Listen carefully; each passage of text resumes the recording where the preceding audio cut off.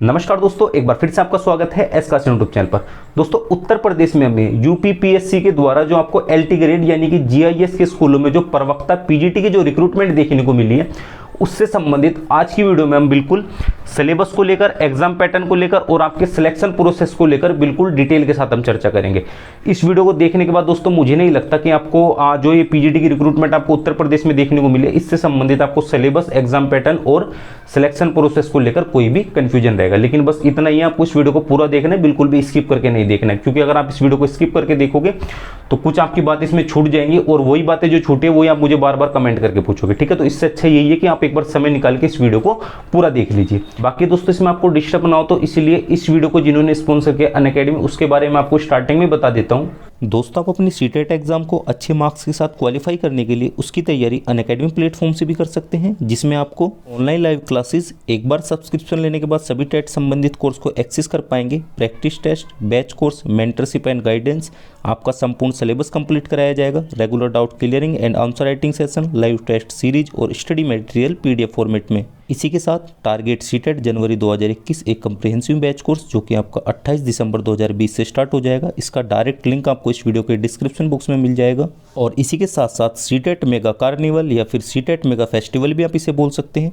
इसमें आपकी 5 डेज में 50 क्लासेस इंडिया के टॉप 50 एजुकेटर्स के माध्यम से ली जाएंगी और ये आपकी 23 दिसंबर से 27 दिसंबर तक चलेंगे। इधर आप क्लासेस का शेड्यूल देख सकते हैं, इसका भी डायरेक्ट लिंक आपको इस वीडियो के डिस्क्रिप्शन बॉक्स में मिल जाएगा। और आप हमारे रेफरल कोड काशियन टेट का भी यूज़ कर सकते हैं फ्री क्लासेस, टेस्ट और क्विज को अनलॉक करने के लिए, साथ ही साथ प्लस सब्सक्रिप्शन पर 10% डिस्काउंट पाने के लिए। ये टेट प्लस सब्सक्रिप्शन प्लान्स है 1 मंथ, 3 मंथ्स, 6 मंथ्स, 12 मंथ्स और 24 मंथ्स के लिए। India's best educators for all subject, all batches, 1 subscription.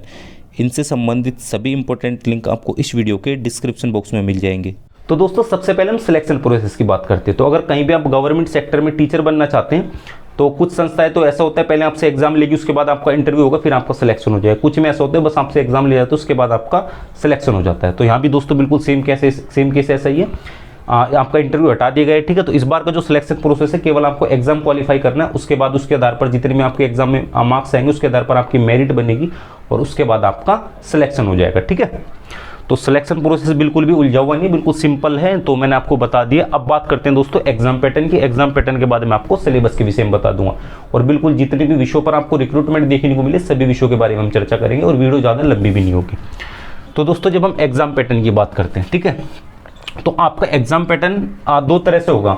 एक आपका प्री होगा और एक होगा दोस्तों आपका मेन। अब सबसे पहले हम प्री की बात कर लेते हैं। अब दोस्तों, इसमें एक और एक और बात है, इसमें जो आपका प्री होगा ना, ये ऑब्जेक्टिव होगा। मतलब एक क्वेश्चन आएगा, उसके आपको 4 ऑप्शन देखने को मिलेंगे, उसमें से आपको एक पर टिक करना पड़ेगा।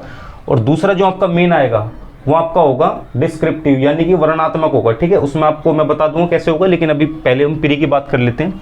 अब प्री की जब एग्जाम पैटर्न की बात करते हैं तो दोस्तों आपका इसमें विषय, जिस भी विषय के आप शिक्षक बनने वाले हैं, ठीक है, उस विषय से आएगा आपका 80 क्वेश्चन आएंगे। जिस भी विषय के आप शिक्षक बनने वाले हैं उससे 80 क्वेश्चन आएंगे।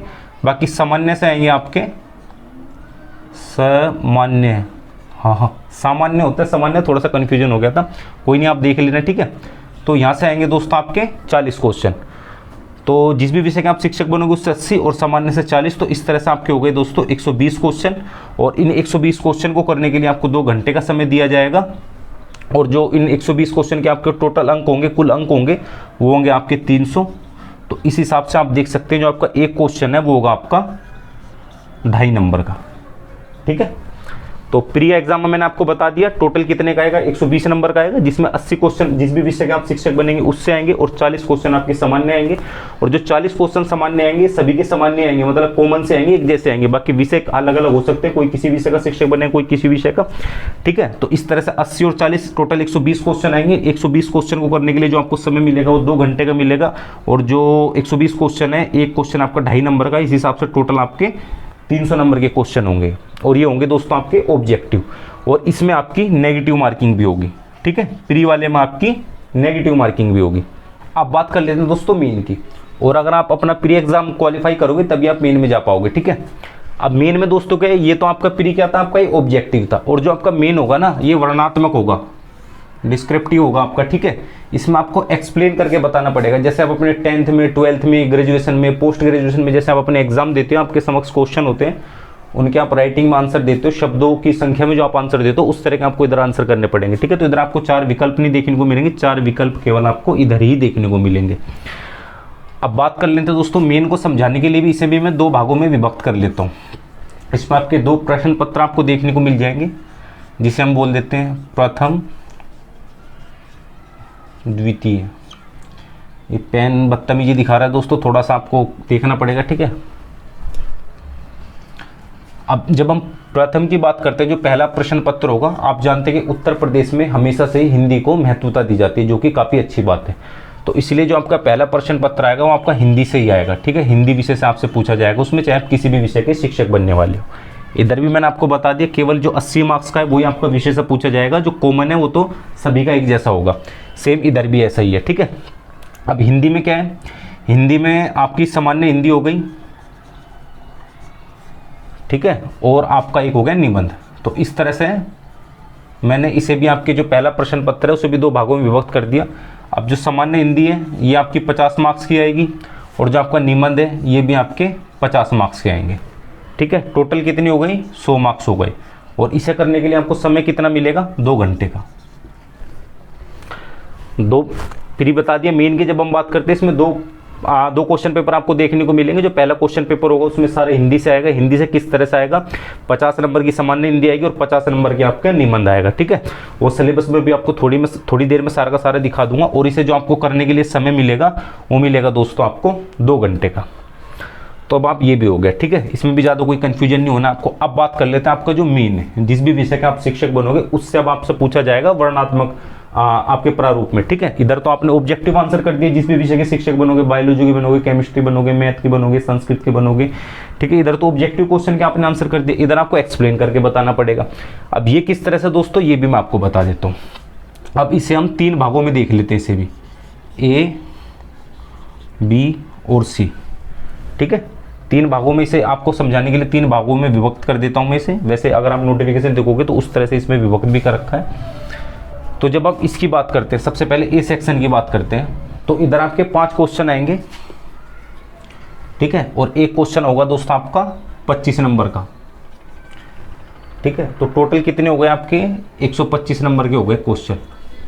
सेक्शन ए में 5 क्वेश्चन, एक क्वेश्चन जो आएगा 25 नंबर का होगा, इसलिए टोटल 5 क्वेश्चन को देखेंगे तो 125 नंबर के हो गए आपके। और इसमें दोस्तों आपके जो उत्तर होते हैं, ठीक है, तो उसमें कितने शब्दों में आपको उत्तर देना है, तो इधर मेंशन कर रखा है उन्होंने 250, ठीक है। इसका जो 25 नंबर वाला क्वेश्चन है तो उसके जो आंसर करोगे आप कम से कम 250 शब्दों में आपको उसको आंसर करना पड़ेगा, ठीक है। और जो बी की बात करते हैं, बी में भी दोस्तों आपके 5 क्वेश्चन आएंगे, लेकिन जो इनके नंबर होंगे वो होंगे दोस्तों, एक क्वेश्चन आपका 15 नंबर का होगा, तो इस तरह से होगा ये आपका 75। तो बी सेक्शन में 5 क्वेश्चन आएंगे, एक क्वेश्चन 15 नंबर का होगा, टोटल 75 नंबर के आपके क्वेश्चन हो गए। और जो इसमें शब्दों की सीमा रखी गई है, आंसर जब आप करोगे वो रखी गई है 150। अब सी कैटेगरी की बात करते हैं, बस अभी आप इसे लिख सकते हैं, ठीक है। तो इसमें आपके आएंगे दोस्तों 10 क्वेश्चन, और जो आपका एक क्वेश्चन होगा वो होगा आपका 10 नंबर का। तो टोटल कितना हो गया दोस्तों, ये 100 हो गया, ठीक है। 10 क्वेश्चन आएंगे, एक क्वेश्चन 10 नंबर का होगा, तो टोटल आप करोगे 100 नंबर के आपके इधर क्वेश्चन हो गए। और जो इसमें 10 नंबर के शब्दों की सीमा रखी गई है वो रखी गई है कम से कम 50 शब्दों में आपका आंसर होना चाहिए।